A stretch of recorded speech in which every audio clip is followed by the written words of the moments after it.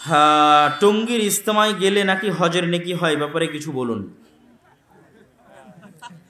এইটা হজের অপমান, এর বেশি আর কি বলবো। কিসের অপমান? হজের অপমান, হজের অপমান।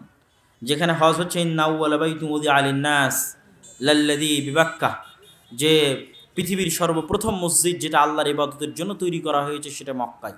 আর এই সর্বপ্রথম মসজিদ হুদাল্লিন নাস, মানুষের জন্য হেদায়েত স্বরূপ। ফেরেশতা বানিয়েছে, ইব্রাহিম বানিয়েছে, রাসূল সাল্লাল্লাহু আলাইহি ওয়াসাল্লাম বানিয়েছে। সেই মক্কা, সাফা, মারওয়া, আরাফা, সেগুলোর সাথে বাংলাদেশের জমির কোনো তুলনা আছে? কোনো তুলনা নেই। বাংলাদেশের জমিতে কোনো নবী এসেছে কিনা তারই প্রমাণ নাই। ঢাকা টুঙ্গির ইজতেমায় কি কি বেদাত চালু আছে, আর সেগুলো বাদ দিলে কি যাওয়া যাবে? তাবলিগ বা দাওয়াতি কাজ উত্তম। তাবলিগ করা, দাওয়াতি কাজ করা প্রত্যেক মুসলমানের উপর ফরজ, জরুরি। কিন্তু সেই তাবলিগ, সেই দাওয়াত হতে হবে আল্লাহ রাসূলের দেখানো পদ্ধতি অনুযায়ী। তো আমি তাবলিগ জামাতের লোকেরা যে কাজ করে তাদের আন্তরিকতার বিষয়ে আমি কোনো প্রশ্ন উঠাবো না, বা তাদের খুলুসিয়াতের বিষয়ে কোনো প্রশ্ন উঠাবো না। কিন্তু দুটো বিষয় অবশ্যই প্রশ্নবিদ্ধ। একটা হচ্ছে নির্ধারিত যে ফ্রেম তৈরি করা হয়েছে, ওই ফ্রেমকে একমাত্র লাস্ট ঘোষণা করা এবং ওইটার উপর বিভিন্ন ফজিলত কায়েম করা, যে এত চিল্লা দিলে এই ফজিলত, এই করলে এই ফজিলত, যেগুলো সব বানোয়াট, আল্লাহ রাসূলের হাদিসে নাই, এটা বলা এবং ওটা মনে করে ওটাতে অংশগ্রহণ করা বেদাত। ওইটা মনে করে ওটাতে অংশগ্রহণ করা বেদাত। দ্বিতীয়ত, ফাজাইল আমলের মধ্যে অনেক জয়ীফ এবং জাল হাদিস আছে। যদিও বর্তমানে হানাফি আলেম ওলামারা ফাজাইল আমলের তাহকিক এবং তাখরিজ করে নতুন একটা সংস্করণ আনার চেষ্টা করতেছে। যদি তাহকিক ঠিক থাকে, ভালো উদ্যোগ, আমি উদ্যোগকে সাধুবাদ জানাই। আর এই রকম যদি সঠিক তাহকিক, তাখরিজ ও ফাজাইলে আমল, একদম জাল জয়ীফ হাদিসকে বাদ দিয়ে সহি ফাজাইলে আমল যদি সকল মসজিদে, সকল জায়গায় রাখা হয়, আর এই ধরনের মিথ্যা ফজিলতের ধোকা, যে টঙ্গীর ইজতেমায় গেলে হজের নেকি হবে, অমুক হবে, তুমুক হবে, এই সেই, এই সমস্ত মিথ্যা কথাবার্তা, বেদাতি কথাবার্তা যদি মানুষ নিজের বিশ্বাস থেকে বাইরে রাখে, তাহলে স্বাভাবিক এই সম্মেলনে যেমন আপনি এসেছেন, এই রকম একটা স্বাভাবিক সম্মেলনে আমিও যেতে পারি। কিন্তু এই স্বাভাবিক সম্মেলনে আসলে এত নেকি হবে, পরপর 3 বছর আসলে এই হবে, পরপর 10 বছর আসলে এই হবে, তারপর আস্তে আস্তে এটাই আসলে হজ হয়ে যাবে, এই মনে করে আসলে তো গুনাহগার হবেন, জাহান্নামে চলে যাবেন। কিন্তু এই ধরনের সকল শর্তমুক্ত অবস্থায় স্বাভাবিক সিম্পল এক জায়গাতে কোরআন এবং হাদিসের কথা হচ্ছে, কোরআন এবং সহি হাদিস অনুযায়ী আলোচনা হচ্ছে, সেখানে তো যাওয়া যায়, অংশগ্রহণ করা যায়, করলে নেকি হবে। কিন্তু যেখানে সবই জাল এবং জয়ীফ হাদিসের উপর ভিত্তি করে এবং মিথ্যা ফজিলতের ধোকায়, সেখান থেকে দূরে থাকাই উত্তম। সহি শুদ্ধভাবে সালাত আদায় করলে ইমাম বিরোধিতা করে, এমন অবস্থায় করণীয় কি? সবর, সবর, সবর, ধৈর্য ধারণ করতে হবে। আল্লাহ সুবহানাহু ওয়া তাআলা আমাদের সবাইকে, অত্র প্রোগ্রামের আয়োজকদেরকে, অনেকে বলে দাজ্জালের জন্ম হয়ে গেছে, অবশ্যই দাজ্জালের জন্ম হয়েছে বহু আগে। আল্লাহ রাসূলের যুগে সাহাবীরা দাজ্জালকে দেখে এসেছে। সহিহ বুখারীর হাদিস, তামিম আদ-দারি রাদিয়াল্লাহু তাআলা আনহু দাজ্জালকে দেখে এসে আল্লাহ রাসূলকে দাজ্জালের বর্ণনা শুনিয়েছেন। আর রাসূল সাল্লাল্লাহু আলাইহি ওয়াসাল্লাম ওই লম্বা ঘটনা মিম্বারে দাঁড়িয়ে সব সাহাবীকে শুনিয়েছে। সহিহ বুখারীতে খুলে দেখেন, দাজ্জাল বহু আগেই জন্ম, কিন্তু সে বন্দি অবস্থায় আছে, হাত পা জিঞ্জিরাবদ্ধ আছে। কখন আল্লাহ সুবহানাহু ওয়া তাআলা তাকে ছাড়বেন, মুক্ত ঘোষণা করবেন, সেটা আল্লাহ সুবহানাহু ওয়া তাআলা জানেন।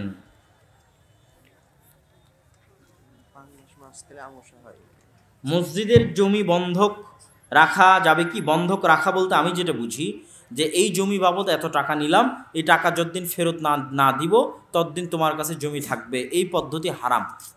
এই পদ্ধতি কি? হারাম। জমি লিজ দেওয়া যেতে পারে, প্রতি বছরের ভিত্তিতে তুমি আমাকে এত টাকা দিবা, জমি তুমি তোমার মতো আবাদ করবা, এটা হচ্ছে লিজ দেওয়া। জমি লিজ দেওয়া যেতে পারে। জমি বর্গা আকারে আধি দেওয়া যেতে পারে, যেটা আমাদের রাজশাহীতে বলে আধি দেওয়া। এই জমি তুমি আবাদ করবা, এত ভাগের 1 ভাগ সব ফসল তুমি আমাকে দিবা। আধিও দেওয়া যেতে পারে, লিজও দেওয়া যেতে পারে, কিন্তু বন্ধক হারাম। পাঙ্গাস মাছ খেলে আমার আমাশা হয়, এটা আমি বিশ্বাস করি, তাতে কি আমার পাপ হবে? বৈজ্ঞানিক দলিল ছাড়া, ডাক্তারি দলিল ছাড়া এমনি বিশ্বাস করলে কুসংস্কার হবে। ডাক্তার যদি বলে যে হ্যাঁ সত্যি, নির্ধারিত একজন বক্তার নাম উল্লেখ করে বলেছেন যে অমুকের বক্তব্য শোনা যাবে কিনা, আমি নির্ধারিত কোনো বক্তার নাম উল্লেখ করে কোনো প্রশ্নের উত্তর দিতে আগ্রহী নই। কোনো বক্তার বক্তব্য শোনা যাবে কি যাবে না এ বিষয়ে নির্ভর করে আপনার জ্ঞানের উপর, আমার ফতোয়ার উপর নয়। কিসের উপর নির্ভর করে? আপনার জ্ঞানের উপর।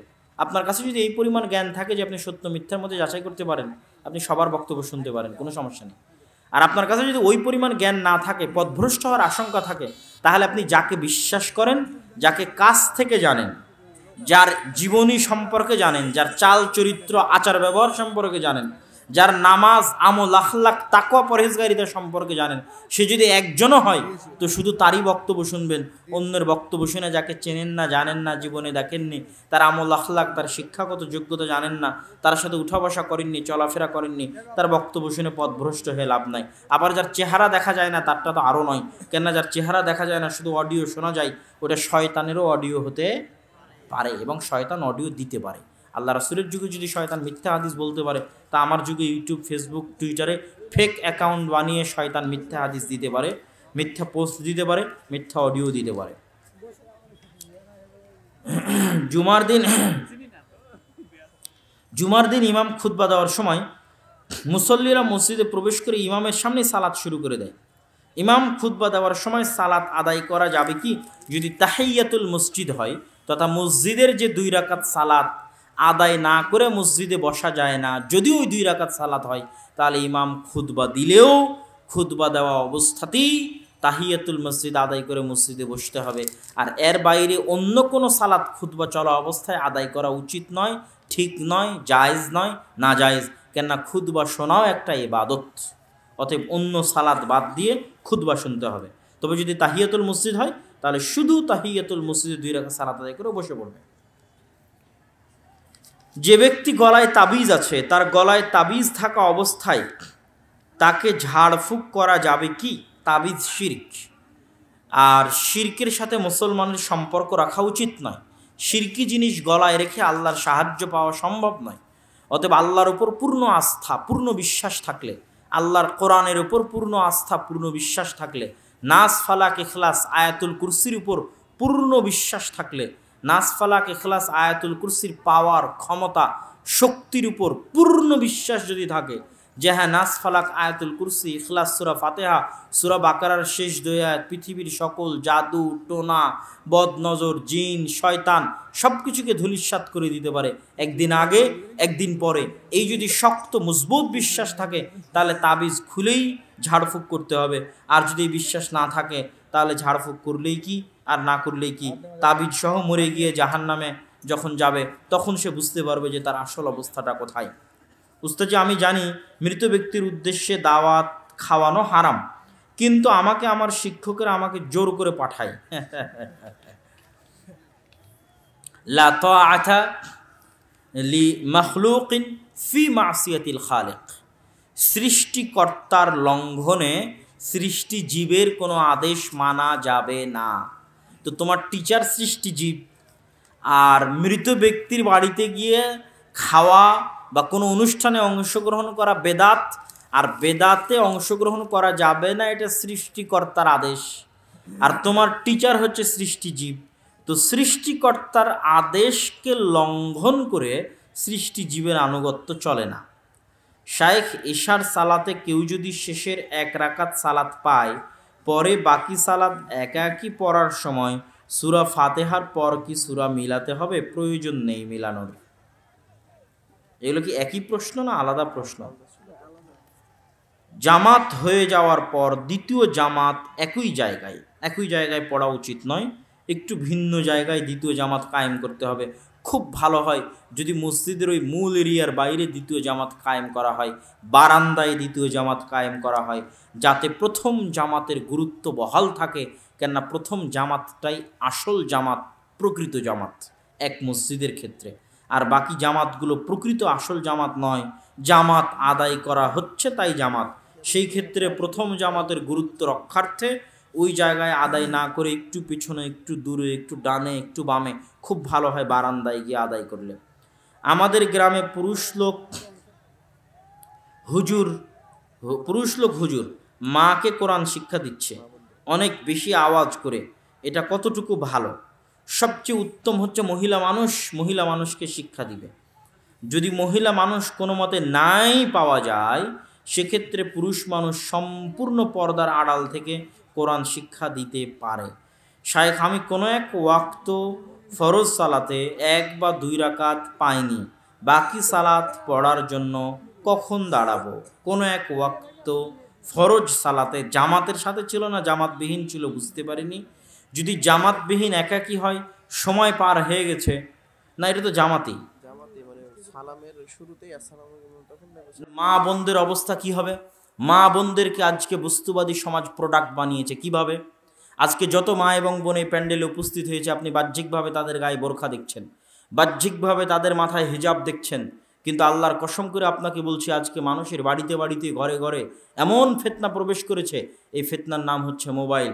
এই বোরখা পরা মেয়েরাই, আমার মায়েরা, আমার বোনেরা, এরাই, এই বোরখা পরে যে সমস্ত মেয়েরা আসছে, আপনাদের কন্যারাই, আপনাদের মেয়েরাই, আমাদের মেয়েরাই, আমাদের কন্যারাই, আমাদের বোনেরাই, এরাই ঘরে ফিরে গিয়ে এরাই ভিডিও করে টিকটক এবং ফেসবুক রিল সহ আরও বিভিন্ন ওয়েবসাইটে আপলোড দেবে 2-4টা ভিউয়ের জন্য।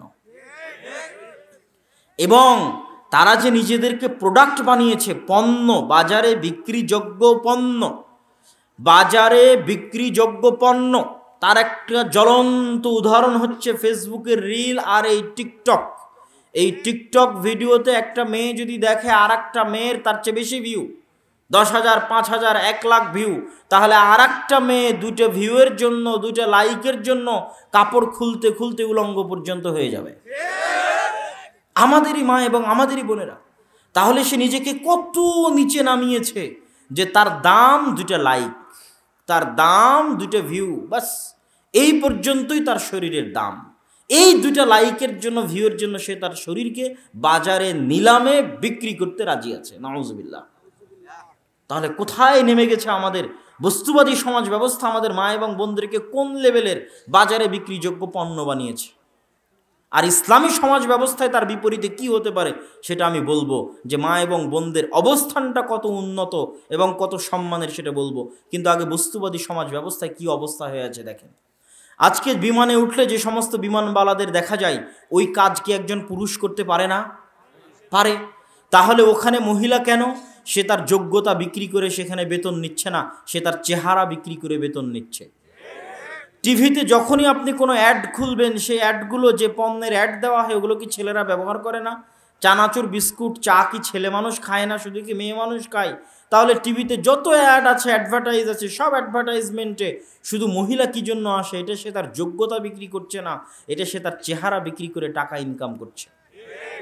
রিসেপশন থেকে শুরু করে, শোরুম থেকে শুরু করে, রেস্টুরেন্ট থেকে শুরু করে সকল জায়গায় যেখানে যেখানে মেয়েদের রাখা হয়েছে জোরপূর্বক, যেখানে যোগ্যতার কারণে মেয়েরা আছে, আমি সেটার উপর কথা বলছি না, সেটার ক্ষেত্রে পর্দা মেনটেন থাকলেই যথেষ্ট।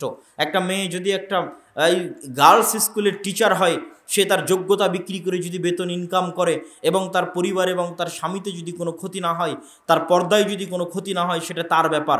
কিন্তু যেখানে সে যোগ্যতা বিক্রি করছে না, যেখানে শুধু তাকে জোর করে বসানো হয়েছে তার চেহারা জনগণকে দেখানোর জন্য, রিসেপশন থেকে শুরু করে, বিমানবালা থেকে শুরু করে, অ্যাডভার্টাইজমেন্ট থেকে শুরু করে অসংখ্য জায়গায়, এমনকি আজকের সৌদি আরবেও জোরপূর্বক নারীদের ক্ষমতায়নের নামে অসংখ্য জায়গায় এত % মেয়ে রাখতে হবে মর্মে জোরপূর্বক মেয়েদেরকে ঘর থেকে বের করে চাকরির নামে, ক্ষমতায়নের নামে সেই জায়গাগুলোতে বসানো হয়েছে যোগ্যতার কারণে নয়, বরং চেহারা বিক্রি করার কারণে।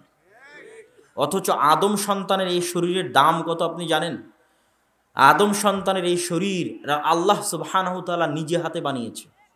পৃথিবীতে আর কোনো কিছু আল্লাহ সুবহানাহু ওয়া তাআলা নিজে হাতে সৃষ্টি করেননি। এই জন্য বলা হয়েছে আশরাফুল মাখলুকাত, সর্বশ্রেষ্ঠ সৃষ্টিজীব। এই জন্য আদম সন্তানের একটা চুল বিক্রি করলে আদম আলাইহিস সালামের অপমান হবে, কেননা আদম আলাইহিস সালামের শরীরের একটা অঙ্গ হচ্ছে এই চুল, যেই অঙ্গ প্রত্যঙ্গগুলো আল্লাহ সুবহানাহু ওয়া তাআলা নিজে হাতে সৃষ্টি করেছেন, সেটা বাজারে বিক্রি করা যায় না।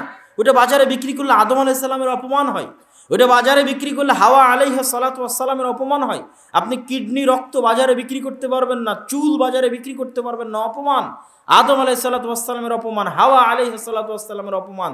সেখানে আমাদের মা এবং বোনেরা নিজেদেরকে নিচে নামাতে নামাতে নামাতে নামাতে বাজারে বিক্রিযোগ্য পণ্য বানিয়ে ফেলেছে। নাউযুবিল্লাহ।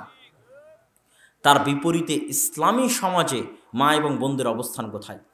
ইসলামী সমাজে মা এবং বোনদের অবস্থান এতটা সম্মানের, এতটা মর্যাদার, এতটা উঁচু যে আজকে যে পর্দা ব্যবস্থাকে বলা হয়েছে মেয়েদের জন্য অবরোধ, বেগম রোকেয়া লিখেছে মেয়েদের জন্য অবরোধ, এই পর্দা ব্যবস্থা মেয়েদেরকে অনেক উপরে নিয়ে যাওয়ার জন্য দেওয়া আছে। কিভাবে? এটা আমি আপনাকে উদাহরণ দিয়ে বুঝাই।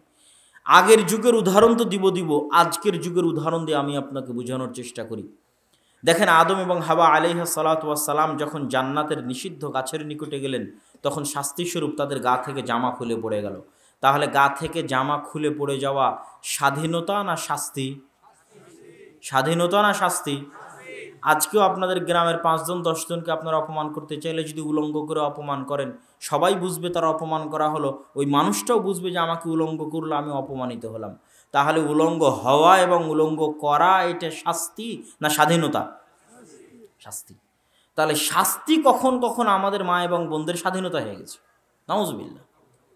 যে তারা উলঙ্গ হবে এটা নাকি স্বাধীনতা, এটা শাস্তি। ন্যাংটা হওয়া, ন্যাংটা করা শাস্তি, এটা কখন কখন তাদের কাছে স্বাধীনতা হয়ে গেছে। এই জন্য আফগানিস্তানের একজন মন্ত্রীকে জিজ্ঞেস করেছিল বিবিসির একজন ইন্টারভিউয়ার, যে ইন্টারভিউ নিচ্ছিল, যে আপনাদের আফগানিস্তানে তো আপনারা মেয়েদের জোরপূর্বক হিজাব আর নেকাব করিয়ে রেখেছেন, এটা তো তাদের ঘরবন্দি করে রাখা, এটা তো দাসত্বের আলামত। তখন সে পাল্টা প্রশ্ন দিয়েছিল যে যদি হিজাব নেকাব দাসত্বের আলামত হয় আর হিজাব নেকাব খুলে ফেলাই যদি স্বাধীনতা হয়, তাহলে আপনাদের দেশের মেয়েরা পরিপূর্ণ উলঙ্গ হয়ে কেন রাস্তায় হাঁটে না? পূর্ণ উলঙ্গ অবস্থায় রাস্তায় হাঁটবে, তাহলে বেশি স্বাধীন হবে। যত বেশি পরিমাণে কাপড় খুলবে তত বেশি পরিমাণে কি হবে? স্বাধীন হবে। তাহলে আমেরিকার, ইউরোপের মেয়েরা পরিপূর্ণ নগ্ন অবস্থায় রাস্তায় হাঁটবে, তা তো করে না। তারা কিছু হলেও তো কাপড় গায়ে রাখে, বরং শালীন পোশাকই গায়ে রাখে, যদিও সেটা তাদের দৃষ্টিতে প্যান্ট এবং শার্ট। তো তারা যদি প্যান্ট শার্ট, আপনি কি জন্য পরে আছেন? আপনি যখন আমার ইন্টারভিউ নিচ্ছেন, আপনিও তো পরিপূর্ণ নগ্ন উলঙ্গ অবস্থায় আসেননি, তা আপনি কেন প্যান্ট শার্ট গায়ে দিয়ে আছেন? আপনার এই সামান্য প্যান্ট শার্ট যদি আপনার সামাজিক দৃষ্টিকোণ থেকে শালীনতা হয়, তো ওটার আরও বেশি পরিমাণ, আরও বেশি শালীনতা, ওটার আরও বেশি পরিমাণ, আরও বেশি সম্মান, আরও বেশি মর্যাদা। আর ওটা যত কমবে তত শাস্তি, তত অপমান। ওটা তো আমি আগে উদাহরণ দিয়েছি আদম এবং হাওয়া আলাইহিস সালাতু ওয়াস সালামের সম্মানিত উপস্থিতি। তো এইটা যে সম্মান, পর্দা যে সম্মান, যে পরিবার যত উন্নত, যে পরিবার যত ধনী, যে পরিবার যত স্বাধীন, যে মেয়ে যত স্বাধীন, যে মেয়ে যত উঁচু বংশের, যে মেয়ে যত উন্নত পরিবারের, যে মেয়ে যত উন্নত বংশের, ধনী বংশের, টাকা পয়সাওয়ালা বংশের, সম্ভ্রান্ত বংশের, ওই মেয়ের পর্দার ব্যবস্থা তত উন্নত, জনগণ থেকে তত আড়ালে, জনগণ থেকে তত অদৃশ্য, তত দামি, তত মূল্যবান। এটাই ইসলামী সমাজ ব্যবস্থার মূল ভিত্তি। এই জন্য ইসলামী সমাজ ব্যবস্থায় দাসীদের ক্ষেত্রে পর্দার কড়াকড়ি নেই, বরং পর্দা যে স্বাধীন সে করতে পারে, এটা স্বাধীনতার আলামত পর্দা করাটা। আমি বলেছিলাম আগের উদাহরণ তো থাকবেই, বর্তমান যুগের উদাহরণ নেন। বাদশাহ সালমান বিন আব্দুল আজিজ, সৌদি আরবের বাদশাদের আমরা যতই নিন্দা করি, বাদশাহ সালমান বিন আব্দুল আজিজের বউয়ের ছবি কেউ কোনোদিন দেখেছেন? আপনি চাইলে গুগলে সার্চ করে দেখতে পারেন যে সৌদি বাদশার বউয়ের ছবি, wife of king of Saudi Arabia, যে সৌদি আরবিয়ার কিংয়ের ছবি, বউয়ের ছবি দেখতে চাই, খুঁজে পাবেন না। এবং সারা পৃথিবী যে সফর করতেছে, সারা পৃথিবীর মানুষজন যে তাদের দেশে যাচ্ছে, তো সব দেশে গেলে সব দেশের রাজার পাশে তার বউ দাঁড়িয়ে থাকে, তার ওয়াইফ দাঁড়িয়ে থাকে। তো সৌদিতে এত বড় বড় রাজা বাদশারা যায়, তো সালমান বিন আব্দুল আজিজের পাশে তার বউ কোথায়? নাই কেন? আচ্ছা, সালমান বিন আব্দুল আজিজ ধরলাম আগের জেনারেশনের। মোহাম্মদ বিন সালমান, যার ভুল ত্রুটি থাকতে পারে, আমি ওই রাজনৈতিক আলোচনায় যেতে চাচ্ছি না, আমি চাচ্ছি ইসলামী সমাজ ব্যবস্থা একটা মা এবং বোনের অবস্থানটা কোথায় সেটা ইন্ডিকেট করতে। তো মোহাম্মদ বিন সালমান তো যুবক বয়সে, 32, 35, 36, 37 বছর বয়স, তার বউ কোথায়? তার সাথে কোনোদিন তার বউয়ের ছবি আপনি দেখেননি কেন? আজকের আধুনিক যুগে মানুষ প্রচুর পরিমাণে সার্চ করেছে যে তার বইয়ের ছবি কোথাও খুঁজে পাওয়া যায় কিনা, পায়নি। এই জন্য অনেক ফেক ছবি ইউটিউব, ফেসবুকে ঘুরে বেড়াতে পারে, কিন্তু কোথাও রিয়াল কোনো ছবি তার ওয়াইফের কেউ দেখাতে পারবে না, নাই। তারা কোনোদিন জনসম্মুখে আসেই না। কেন জনসম্মুখে আসে না? আচ্ছা, শুধু এই পর্যন্ত সীমাবদ্ধ নয়, আরব আমিরাতের বা রাজা বাদশাদের আমরা দুর্নাম করতে পারি, কিন্তু আরব আমিরাতের বর্তমান যারা রাজা বাদশাহ মোহাম্মদ বিন রাশেদ আল মখতুম বা মোহাম্মদ বিন জায়েদ আল নাহিয়ান, তাদের মা, কোনজনের মা আমার এক্সাক্ট এই মুহূর্তে মনে পড়তেছে না, তাদের মায়ের তারা পাসপোর্ট বানিয়েছে উইদাউট ফটো, ছবি দেওয়া ছাড়া পাসপোর্ট বানিয়েছে। রাজকীয় ক্ষমতা, রাষ্ট্রীয় ক্ষমতা প্রয়োগ করে পাসপোর্ট ইস্যু করেছে, কি ছাড়া বলেন তো? মায়ের ছবি ছাড়া পাসপোর্ট ইস্যু করেছে। এবং অন্য দেশকে বাধ্য করবে, যদি আমার মা তোমার দেশে যায় তো পাসপোর্টের ছবি ছাড়া অবস্থাতেই যাবে, তুমি আমার মাকে তোমার দেশে প্রবেশ করতে দিতে বাধ্য, তুমি ছবিতেও দেখতে পাবে না যে আমার মায়ের চেহারা কেমন। কথা মনে আমি বুঝাতে পারিনি। এটা হচ্ছে তার দাম, তার মায়ের দাম, মূল্য, গুরুত্ব। যে যে যত অদৃশ্য, যে যত অস্পৃশ্য, যে যত দূরে, যাকে যত কম পাওয়া যায়, যাকে যত কম দেখা যায়, তার দাম তত বেশি। আর যে যত ফাত্রা, 3 নাম্বার শ্রেণীর, দাম নাই, ভ্যালুলেস, মূল্যহীন, ওকে রাস্তাঘাটেও পাওয়া যায়, বাজারেও পাওয়া যায়, ফোন করলেও পাওয়া যায়, মেসেজ দিলেও পাওয়া যায়, ডাকলেও পাওয়া যায়, রেস্টুরেন্টেও পাওয়া যায়, কলেজেও পাওয়া যায়, গ্রামের ছেলেরাও পায়, দুনিয়ার সবাই পায়। তাহলে সে ভ্যালুলেস।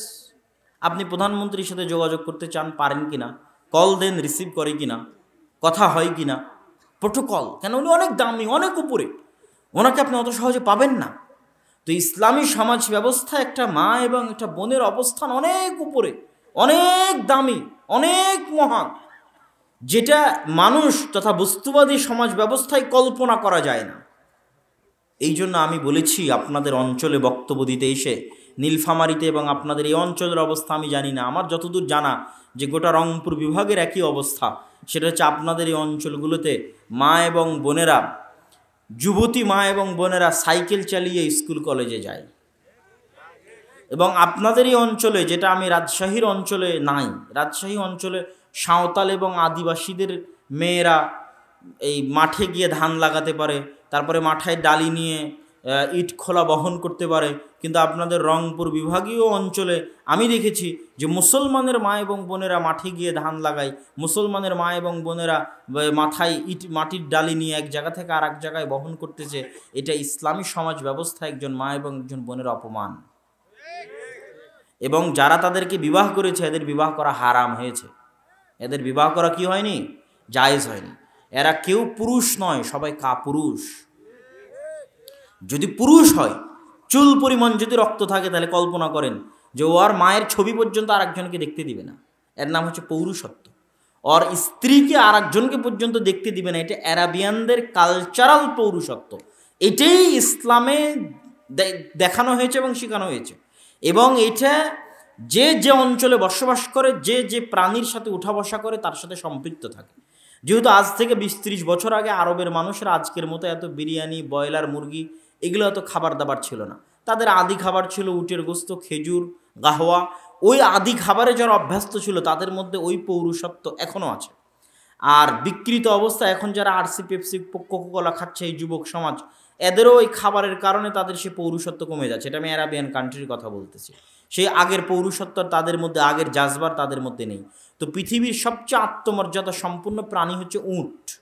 সবচেয়ে রাগী প্রাণীদের একটা হচ্ছে উট। উটের যদি একবার মাথা গরম হয়, সে মেরেও ফেলতে পারে। হত্যা করার মতো প্রবণতা উটের মধ্যে আছে, কিন্তু উটের গোস্ত খাওয়া যায়। এবং উটের রক্তে এত তেজ এবং এত আত্মমর্যাদা, এত আত্মসম্মান যে উটের রক্তের গরমের কারণে উটের গোস্ত খেলে উজু করার আদেশ আছে রাসূল সাল্লাল্লাহু আলাইহি ওয়াসাল্লামের পক্ষ থেকে। তো উটের এই আত্মমর্যাদা, আত্মসম্মানের কারণে তার স্ত্রীর সাথে যদি অন্য কোনো উট কোনো কিছু করার চেষ্টা করে, তো এই উট ওই অপর উটকে মেরে ফেলে দিবে, দুনিয়াতে তার অস্তিত্ব রাখবে না। এই গতি উটের প্রাণীর মধ্যে আছে, একটা আল্লাহর সৃষ্টিজীব তার মধ্যে আছে। তো যারা উটের সাথে চলাফেরা করে, উট খায়, তাদেরও গতি একই রকম। যারা উটের গোস্ত খায়, তাদেরও গতি একই রকম। এবার পৃথিবীর আর একটা প্রাণী আছে, তার নাম হচ্ছে শুকুর। রাসূল সাল্লাল্লাহু আলাইহি ওয়াসাল্লাম বলেছেন, লা ইয়াদখুলুল জান্নাতা আদ-দায়ুস। দায়ুস শব্দটা শুকুরের চর্বির ক্ষেত্রে ব্যবহার করা হয় আরবিতে। দিয়াসাহ মাসদার, শুকুরের চর্বি। তথা শুকুরের চর্বি যার মধ্যে আছে ও জান্নাতে যাবে না। তো শুকুরের চর্বি শুকুরের মধ্যে আছে, তাহলে শুকুর জান্নাতে যাবে না। কিন্তু শুকুরের কি জান্নাত জাহান্নাম আছে? কথা বলতে হবে। শুকুরের কি জান্নাত জাহান্নাম আছে? কুকুর শ্রীগালের কি জান্নাত জাহান্নাম আছে? নাই। তাহলে আল্লাহ রসুল যে বললেন যে শুকুর জান্নাতে যাবে না, এর অর্থ হচ্ছে ওই মানুষ জান্নাতে যাবে না যেই মানুষের রক্ত মাংস শুকুরের রক্তে মাংসে পরিণত হয়ে গেছে। তাহলে কোন মানুষ? আমার এবং আপনাদের মধ্যে তারা কারা যাদের রক্ত মাংস শুকুরের রক্তে মাংসে পরিণত হয়ে গেছে? জানতে চাইলে আপনাকে দেখতে হবে শুকুর কেমন। বিশ্বাস না হলে আপনি আবার আপনাদের আশেপাশে সাঁওতাল এলাকায় যেখানে শুকুর লালিত পালিত হয় সেখানে যান, যাই দেখেন সবচেয়ে ঘৃণ্য, নিকৃষ্ট, অপরিষ্কার, অপরিচ্ছন্ন, ময়লা প্রাণী হচ্ছে শুকুর। এমনকি শুকুরদের মধ্যে এমনও স্বভাব আছে যে অপর শুকুরের নিতম্ব থেকে গুয়ার পেশাব চেটে খেলেও শুকুরের প্রাণীর মধ্যে ইতস্তবোধ হয় না। এবং শুকুরের স্ত্রীর সাথে আর 5 জন 10 জন অন্য শুকুর এসে যদি তাদের সেই চাহিদা মেটানোর চেষ্টা করে, তবুও এই পুরুষ শুকুরের মধ্যে কোনো প্রকার প্রতিক্রিয়া কাজ করে না। এতটা অপরিষ্কার, অপরিচ্ছন্ন, নোংরা, ময়লা, ঘৃণ্য, নিকৃষ্ট পশু আল্লাহ পৃথিবীতে সৃষ্টি করেননি। তাহলে হুবহু এই শুকুরের মতো কিছু মানুষ আছে যারা মোহরানা দিয়ে বিবাহ করেছে, কিন্তু তাদের স্ত্রী রাস্তাঘাটে কাজ করে, তাদের মেয়েরা বেপর্দা অবস্থায় রাস্তাঘাটে বের হয়, তাদের স্ত্রীরা বেপর্দা অবস্থায় রাস্তাঘাটে বের হয়, হাসি মুখে পরপুরুষের সাথে কথা বলে, অথচ তাদের রক্তে আগুন লাগে না, এরা কাপুরুষ। এবং এদের চর্বি এবং রক্ত পচে গলে দুর্গন্ধযুক্ত হয়ে শুকুরের মতো হয়ে গেছে। এটা আমি বলিনি, রাসূল সাল্লাল্লাহু আলাইহি ওয়াসাল্লাম বলছেন এরা জান্নাতে যাবে না, এদের মধ্যে পৌরুষত্বের গুণ নেই। এই জন্য আমি বলেছি তাদের বিবাহ করা ঠিক হয়নি। এই জন্য আমি আপনাদের কাছে দাবি রেখে যেতে চাই যে আপনার মেয়ে গার্মেন্টসে চাকরি করবে, সেই টাকা দিয়ে আপনার সংসার চালাতে হবে। এটা হচ্ছে বস্তুবাদী সমাজ ব্যবস্থা আমাদের মাথায় ঢুকিয়ে দিয়েছে যে আমাদের মেয়েরা বেকার যদি সেও 2 টাকা ইনকাম করে না দিতে পারে।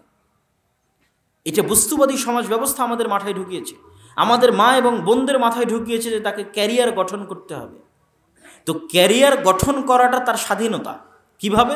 স্বামীর আনুগত্য করলে দাসত্ব হয়, আর ক্যারিয়ারের নামে বসের বিছানায় গেলে, ক্যারিয়ারের নামে রাজনৈতিক নেতার বিছানায় গেলে সেটা স্বাধীনতা হয়। নাউজুবিল্লাহ। এই হচ্ছে বস্তুবাদী সমাজ ব্যবস্থা একটা মেয়ের দাম নির্ধারণ করেছে, একটা মেয়ের মূল্য নির্ধারণ করেছে। কিন্তু ইসলামী সমাজ ব্যবস্থায় মা এবং বোনদের অবস্থান এই জায়গায় নয় যে আপনি তার মূল্য নির্ধারণ হবে সে 2 টাকা ইনকাম করে দিতে পারলো কি না, তার উপর তার মূল্য নির্ধারণ হবে। এই সিস্টেম ইসলামী সমাজ ব্যবস্থায় চলে না।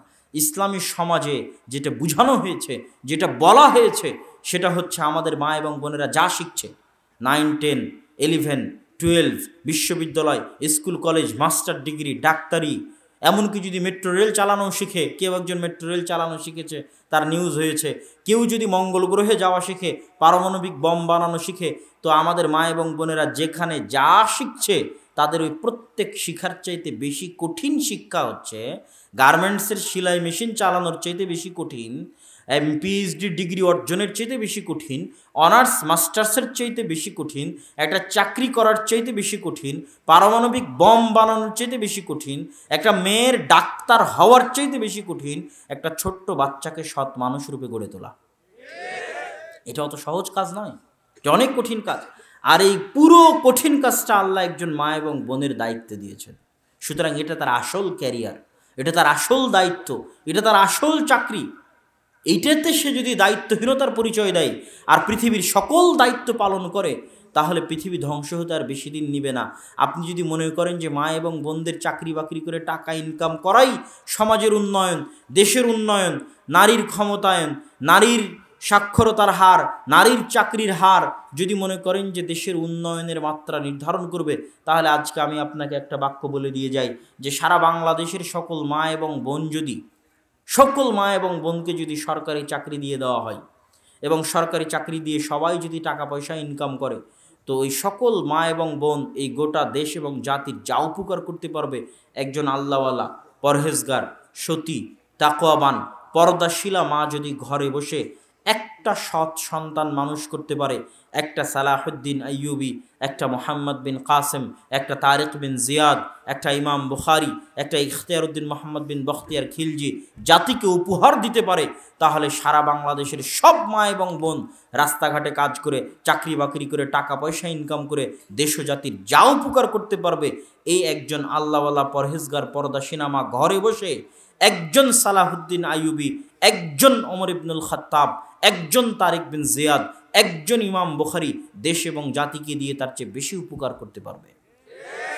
এবং এটাই ইসলামী সমাজে বোঝানো হয়েছে একজন মা এবং বোনের গুরু দায়িত্ব। এবং এই জায়গাতেই বস্তুবাদী সমাজ আঘাত এনেছে, বস্তুবাদী সমাজ এই জায়গাকেই ধ্বংস করে দিয়েছে, যেন আমাদের পরবর্তী প্রজন্মকে মানসিকভাবে পঙ্গু করে দেওয়া যায়। কেন বললাম মানসিকভাবে পঙ্গু? আজকের যারা পাশ্চাত্য সমাজ ব্যবস্থায় বড় হয় তারা মানসিকভাবে খুব দুর্বল, তারা মানসিক বিকারগ্রস্ত। পাশ্চাত্য সমাজের 80% সন্তান মানসিক বিকারগ্রস্ত। তার প্রমাণ দেখবেন, আফগানিস্তানের মাটিতে যে পরাজয়, এটা কোনো অস্ত্রের সামনে পরাজয় হয়নি, কেন এদের তো কোনো অস্ত্রপাতি নাই, তো কিসের সামনে পরাজয় হবে? এটা হচ্ছে মানসিকতার সামনে পরাজয়। যারা যুদ্ধ করতে এসেছে তারা মানসিকভাবে অতটা শক্তিশালী নয়, তারা মানসিক বিকারগ্রস্ত। গোটা ইউরোপ আমেরিকার 80% যুবক মানুষ মানসিকভাবে বিকারগ্রস্ত। বাহ্যিকভাবে দেখতে স্বাভাবিক মনে হয়, কিন্তু তাদের দিন শেষে আনন্দের জন্য মদ লাগে, মাদকতা লাগে। এবং যেহেতু বাপ মা সবাই তো আদমের সন্তান, তারাও আদমের সন্তান, আপনিও আদমের সন্তান, আপনার দুঃখ কষ্ট তাদের দুঃখ কষ্ট সেম, একই। তো তাদেরও খারাপ লাগে একটা ছোট্ট বাচ্চা যখন দেখে তার মা আরেকজনের সাথে পরকীয়া করে, তার বাপ আরেকজনের সাথে পরকীয়া করে, বাপ মায়ের মধ্যে মিল নাই। তো ওই ছোট বাচ্চাও আদমের সন্তান, এই ছোট বাচ্চাও আদমের সন্তান। তাহলে আপনি এই বাংলাদেশের একটা ছোট বাচ্চাকে দেখলে তার অবস্থা বুঝতে পারবেন ইউরোপ আমেরিকার একটা ছোট বাচ্চার অবস্থা, যে তার মানসিক অবস্থা কি হতে পারে। এই জন্য একটা আদর্শ পরিবারে, একটা ইসলামী সমাজে, একটা ইসলামী পরিবারে যে বাচ্চা বড় হয়েছে ও মানসিকভাবে যত শক্তিশালী হবে, তার মানসিক শক্তির সামনে গোটা ইউরোপ আমেরিকা কিনে নেওয়া সম্ভব। তার মানসিক শক্তির সামনে কিনে নেওয়া সম্ভব। এটা আমি বাস্তবে অনুভব করে দেখে আপনাদের সামনে বলছি, সম্মানিত উপস্থিতি। তাহলে ইসলামী সমাজ ব্যবস্থায় মা এবং বোনদের অবস্থানটা কোথায়, আর বস্তুবাদী সমাজ ব্যবস্থায় মা এবং বোনদেরকে কোথায় নামিয়ে আনা হয়েছে, তার সংক্ষিপ্ত বিবরণ আপনাদের সামনে পেশ করার পর এবার চলেন ইসলামী সমাজের তৃতীয় গুরুত্বপূর্ণ এলিমেন্ট, আমাদের যুবক ভাইয়েরা যারা এখানে বসে আছে। বাপ মায়ের পর্ব শেষ, স্ত্রী কন্যার পর্ব শেষ, এবার যুবকদের পর্ব দিয়ে ইসলামী সমাজ ব্যবস্থার এই বক্তব্যের শেষের দিকে চলে যাব ইনশাআল্লাহ। যুবকদের উদ্দেশ্যে কি বলতে চাই? যুবকদের উদ্দেশ্যে যেটা বলার সেটা হচ্ছে, আজকে 57টা মুসলমানদের দেশ, তারা দাবি করে তারা স্বাধীন, কিন্তু আমি দাবি করি একটা মুসলিম দেশও স্বাধীন নয়। এরা নাম কাওয়াস্তে রাজনৈতিকভাবে স্বাধীনতা অর্জন করেছে। কারো অর্থনৈতিক স্বাধীনতা নাই, কারো জ্ঞান বিজ্ঞানের স্বাধীনতা নাই। এই দুই স্বাধীনতার কারণে এরা সব নত, তথা প্রকৃত স্বাধীনতার স্বাদ ভোগ করতে পারে না। দুইটা স্বাধীনতা না থাকার কারণে, এক অর্থনৈতিক স্বাধীনতা, দুই জ্ঞান বিজ্ঞান ও প্রযুক্তিতে স্বাধীনতা না থাকা। জ্ঞান বিজ্ঞান ও প্রযুক্তির পরাধীনতা আপনাকে দেখাই। আজকের যারা উন্নত বিশ্ব তারা হচ্ছে ফার্স্ট ওয়ার্ল্ড কান্ট্রি, আর আজকের আমরা হচ্ছে থার্ড ওয়ার্ল্ড কান্ট্রি, তৃতীয় বিশ্ব। গরিব দেশ বাংলাদেশ, শ্রীলঙ্কা, পাকিস্তান, আমরা থার্ড ওয়ার্ল্ড কান্ট্রি। তো উন্নত বিশ্বের দেশগুলো আমাদের চাইতে জ্ঞান বিজ্ঞানে 50 এবং 100 বছর এগিয়ে আছে। তাদের কাছে 50 এবং 100 বছর অগ্রিম জ্ঞান বিজ্ঞান আছে, যা তারা এখনো পৃথিবীতে ছাড়েনি, রিলিজ করেনি, কিন্তু তাদের কাছে আছে। সময়ে সময়ে তারা রিলিজ করবে। আর আপনি যদি বলেন যে আমি গোটা বাংলাদেশ বিক্রি করে দেব, তোমার কাছে যা জ্ঞান গরিমা আছে আমার কিছু বিজ্ঞানীকে শিখাও, কোশ্চেন কালেও শিখাবে না। কেন? এইটা দিয়ে তারা গোটা পৃথিবীর উপর আধিপত্য বিরাজ করে রেখেছে, এক জ্ঞান বিজ্ঞান দিয়ে। এক জ্ঞান বিজ্ঞানের দাসত্বের একটা নমুনা আপনাকে দিই। একটা মুসলিম রাষ্ট্র উন্নত বিশ্বের কাছ থেকে একটা জেট ফাইটার বিমান ক্রয় করেছে। আচ্ছা, একরামুল নামে কারো স্বামীর স্ত্রী মহিলা প্যান্ডেলে অসুস্থ, আপনি একটু অবশ্যই যাবেন জরুরি ভিত্তিতে মহিলা প্যান্ডেলে। একরামুল তো একটা জেট ফাইটার বিমান কিনেছে একটা মুসলিম দেশ। তো ওই উন্নত বিশ্ব বলছে যে তুমি এটা কিনে নিয়ে গেছো ভালো কথা, যদি নষ্ট হয়, নষ্ট হয়ে গেলে আবার আমার কাছে পাঠাবা, আবার নতুন করে বিল দিবা, পয়সা দিবা, টাকা দিবা, আমি আবার নতুন করে তোমার মেশিন ঠিক করে দিব, আবার তোমার কাছে পাঠাবো। কিন্তু এটা নষ্ট হলে কেমনে ঠিক করে এই জিনিস তোমাকে শিখাবো না। কি বুঝলেন? কথা মনে বুঝাতে পারিনি আমি উত্তর শুনতে যাচ্ছি, কথা কি বুঝতে পেরেছেন?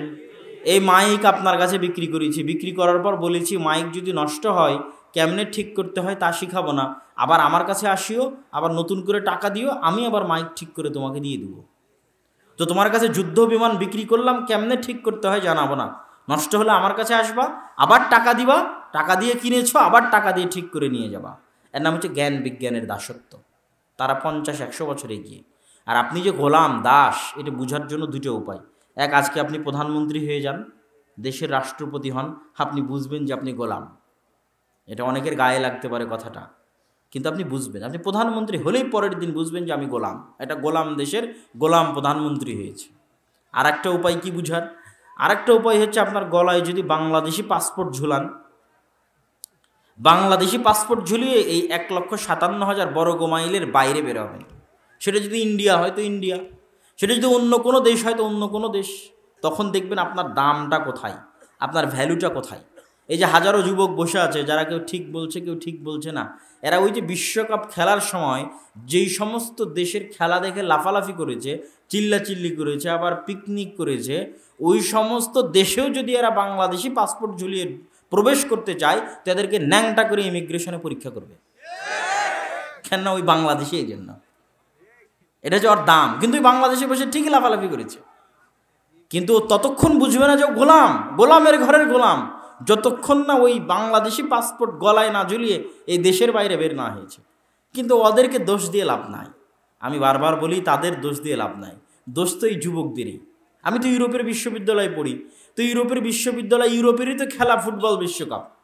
তো ফুটবল বিশ্বকাপের কোনো একটা দিন আপনাকে চ্যালেঞ্জ দিলাম, যুবক যারা তোমরা শিক্ষিত আছো, বিভিন্ন এলাকা থেকে আসছো, আজকে এখান থেকে ফিরে গিয়ে ইউটিউবে সার্চ দাও, গুগলে সার্চ দাও, যে কোনো একটা ম্যাচকে কেন্দ্র করে, আর্জেন্টিনা ব্রাজিলের কোনো একটা ম্যাচকে কেন্দ্র করে অক্সফোর্ড বিশ্ববিদ্যালয়ের কোনো একটা ব্যাচের ছাত্ররা কোনো একটা পিকনিক করেছে, কোনো এক জায়গায় একত্রিত হয়ে আনন্দ উৎসবের সাথে আর্জেন্টিনা এবং ব্রাজিলের খেলা দেখেছে।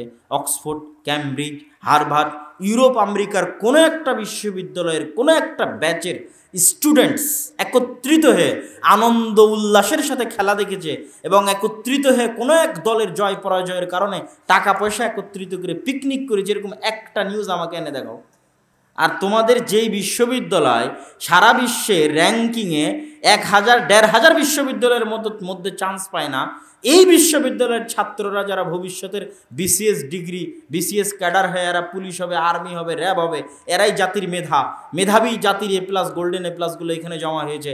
এরা ঘন্টার পর ঘন্টা বড় স্ক্রিনের সামনে দাঁড়িয়ে একসাথে একত্রিত হয়ে আনন্দ উল্লাস করে খেলা দেখে, ড্যান্স করে, আবার কোনো একটা দলের জেতার জন্য পিকনিক করে। এরা যদি গোলামি যদি এদের ভাগ্যে না থাকে তো কাদের ভাগ্যে থাকবে? গোলামি তো এদের ভাগ্যেই থাকবে। এই জন্য আমি বলেছি যে আমি কিন্তু সব কথা এখন যুবকদের উদ্দেশ্যে বলতেছি। মা বোনের পর্ব শেষ করেছি, পিতা মাতার পর্ব শেষ করেছি, যুবকদের উদ্দেশ্য করে বলতেছি যে তোমাদের জীবনের সারমর্ম আমার কাছে ধরা পড়ে। অসংখ্য যুবক যাদের লাইফ ইজিক্যাল টু মানে সমান সমান, যাদের গোটা জীবন সমান সমান, কি আমি বলে দিই, এরকম অসংখ্য যুবক আছে। তুমি মরার আজকে যদি আমার এই বক্তব্য শোনো, আবার মরার পরে যদি কোনোদিন আমার এই বক্তব্যের কথা মনে পড়ে, তাহলে মিলিয়ে দেখবে যে আমার বক্তব্যের সাথে তোমার লাইফের সামারি মিলে কিনা, তোমার লাইফের সারমর্ম মিলে কিনা। আর না হলে চোখের সামনে যাদেরকে দেখতে পাচ্ছ তাদেরকে দেখে আমার বক্তব্য মিলাও যে লাইফের সামারি মিলে কিনা। আমাদের যুবকদের জীবনের সারমর্ম হচ্ছে এদের জন্ম হবে, জন্ম হওয়ার পর এরা কি করবে, ছোট বয়সে একটু খেলাধুলা করলো ঠিক আছে, বুদ্ধি হওয়ার পর একটা মোবাইল হাতে পাবে, video games, free fire, PUBG. Video গেমসের পরের পর্বে আসবে হচ্ছে Facebook, YouTube, Twitter, Instagram, TikTok, reels, যেগুলোর মধ্যে ঘন্টার পর ঘন্টা সময় দিবে। তারপরে আসবে অনলাইন বেটিং। আজকে জুয়া খেলার জন্য এক জায়গায় বসে জুয়া খেলা লাগে না, অনলাইনের মধ্যে আমাদের যুবকেরা জুয়া খেলে, অনলাইনেই জুয়া খেলে। প্রতিটা বলে বলে ছক্কা হবে না, বলে বলে 4 হবে না, আউট হবে, তারপরে গোল কয়টা হবে, কে জিতবে, তারপর অনলাইনেই শত শত যুবক জুয়া খেলে। তারপরে খেলার মধ্যে ঢুকে গেল বিপিএল, আইপিএল, ক্রিকেট বিশ্বকাপ, ফুটবল বিশ্বকাপ, এগুলোর মধ্যে ব্যস্ত হয়ে গেল। এইভাবে জীবনের একটা পর্যায়ে পার হয়ে গেল। এর মধ্যে এদের কাজ শুধু কোনো মতে পেশাব পায়খানা করা আর ঘুমানো। কথা বুঝতে পারেননি?